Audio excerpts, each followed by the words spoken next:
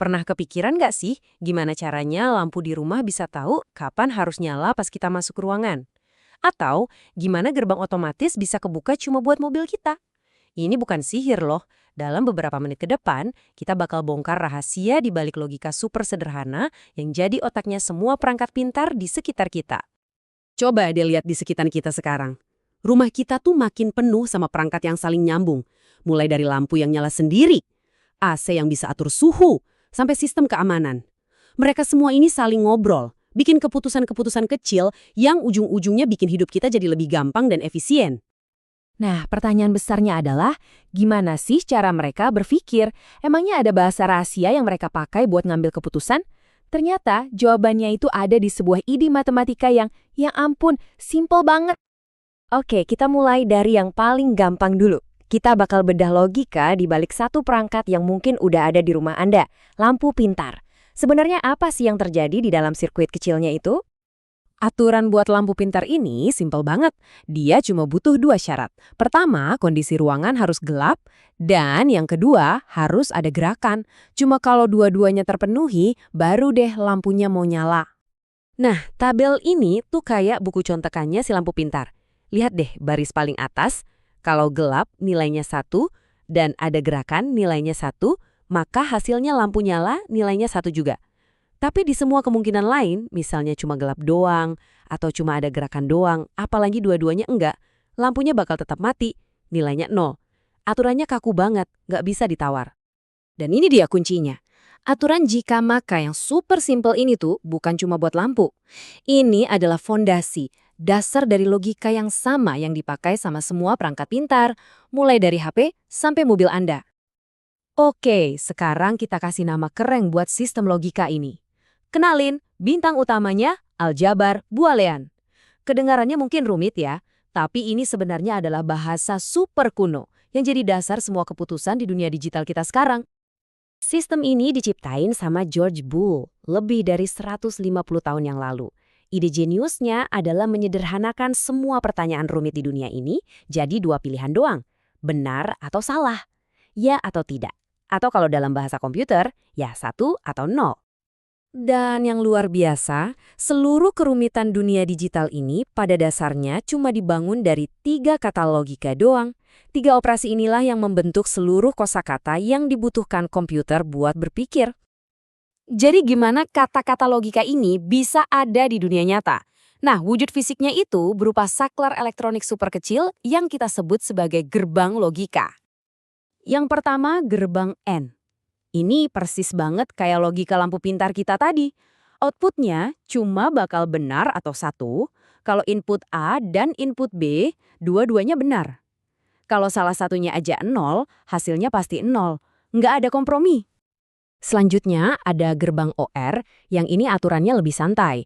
Di sini, outputnya bakal benar kalau input A atau input B itu benar. Jadi, asal salah satu syarat aja terpenuhi, hasilnya udah pasti 1. Dan yang terakhir, yang paling simpel, gerbang NOT. Tugasnya cuma 1, membalikkan keadaan. Kalau inputnya 1, outputnya jadi 0. Kalau inputnya 0, ya outputnya jadi 1. Sesederhana itu. Jadi intinya apa? Ya ini, 3 gerbang logika ini, AND, OR, dan NOT, adalah alfabetnya. Huruf-huruf dasar dari seluruh bahasa digital.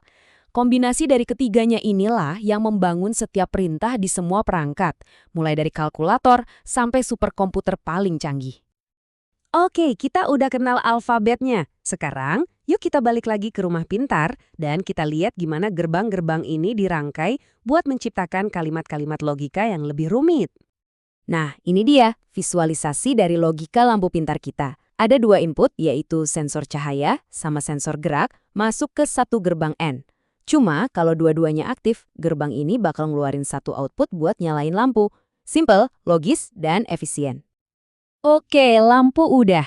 Sekarang kita naik level dikit ke sesuatu yang lebih kompleks. Gerbang otomatis. Beda sama lampu, gerbang ini nggak bisa cuma pakai satu aturan. Dia butuh beberapa lapis keputusan. Pakai kombinasi dari gerbang-gerbang logika yang udah kita pelajari.